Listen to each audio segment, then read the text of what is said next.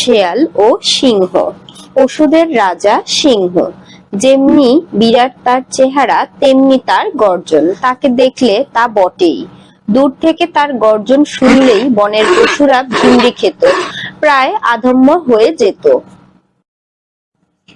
একদিন খিদের জ্বালায় অস্থির হয়ে শেয়াল ঘুরতে ঘুরতে এমন এক বনে এসে পড়ল যে বনে পশুর রাজা সিংহ বাস করত।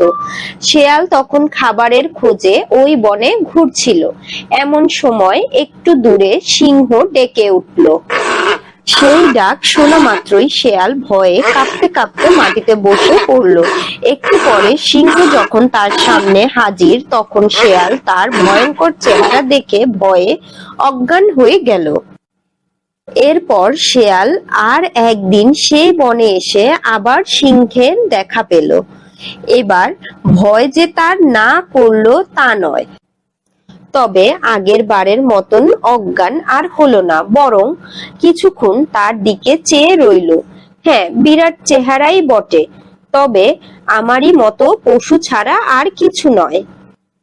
আমায় তো সেদিন খেয়ে ফেলেনি, এই ভেবে শেয়াল তাকে দেখে আর পালালো না।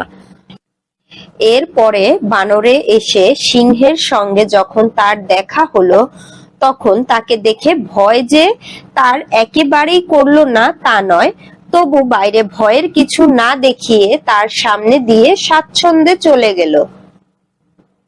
এরপর অবশেষে এমনও একদিন এলো যখন সে সিংহকে দেখে তাকে কিছুমাত্র ভয় না পেয়ে তার সামনে গিয়ে বলল, কি গো বন্ধু, ভালো আছো তো? এই গল্পের নীতি কথা হলো, দূর থেকে অনেককেই অনেক কিছু ভাবা উচিত নয়।